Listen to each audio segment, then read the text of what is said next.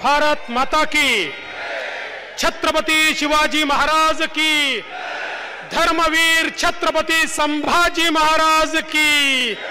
जय भवानी, जय भवानी, जय श्रीराम। हिंदवी स्वराज्याचे सरसंस्थापक छत्रपती शिवरायांना मानाचा मुजरा करतो। भारतीय राज्य घटनेचे शिल्पकार भारतरत्न डॉक्टर बाबासाहेब आंबेडकर यांना मानवंदना अर्पित करतो।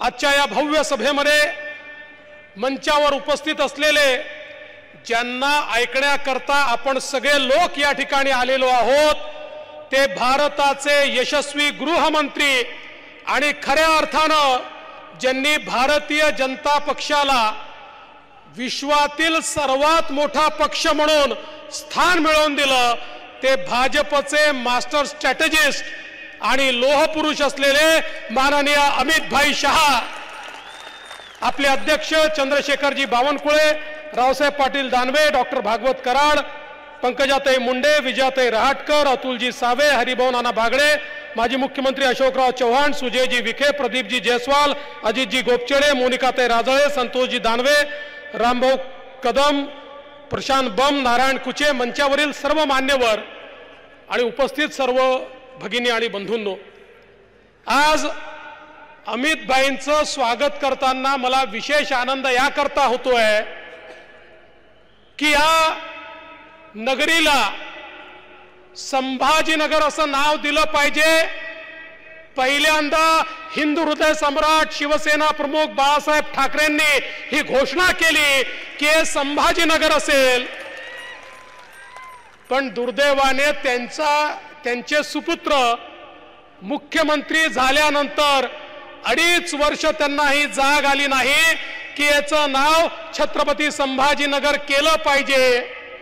आणि ज्यावेळी सरकार गेलं त्यावेळी सरकार अल्पमतात असताना शेवटच्या दिवशी एक ठराव करण्याचा प्रयत्न त्यांनी केला, पण ते काही सफल झाले नाहीत।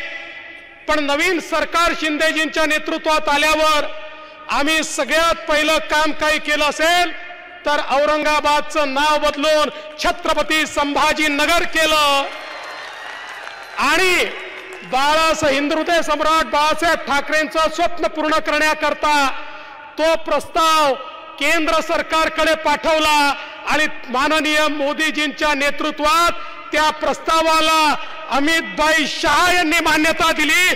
त्यांच्या सहीने हे छत्रपती संभाजीनगर झालं आणि म्हणून मी त्यांचे अतिशय मनापासून आभार मानतो। बंधू भगिनींनो, मी जास्त वेळ बोलणार नाही, आपल्याला अमित भाईंना ऐकायचंय। मी केवळ एवढीच विनंती करण्याकरता आलो आहे, इतिहासामध्ये जेव्हा जेव्हा आमच्यामध्ये दुफळी आली त्यावेळी आम्ही गुलामगिरीमध्ये गेलो, हे इतिहासात आपण बघितलंय। मागच्या लोकसभेच्या निवडणुकीमध्ये आपण सगळ्यांनी बघितलं की जर चुकीच्या पद्धतीनं मतदान केलं तर या ठिकाणी काय होतं। आपल्याला जो खासदार निवडून आला, माझा तुम्हाला सवाल आहे, संभाजीनगरच्या खासदाराने त्या ठिकाणी 370 करता हात वर केला होता का? केला होता का? संभाजीनगरच्या खासदाराने राम मंदिराला समर्थन दिलं होतं का? संभाजीनगरच्या खासदाराने मोदीजींच्या कार्यक्रमांना हात वर करून समर्थन दिलं होतं का? आपण चूक केली तर संभाजीनगरचं नाव या ठिकाणी 370 ला विरोध करणाऱ्यांच्या यादीत खासदारांनी जाऊन बसवलं। पण आता तर अशी परिस्थिती आहे, जे आपले होते, ज्यांना आम्ही आपलं म्हणत होतो, ते देखील आता त्यांच्याच रांगेत जाऊन बसले।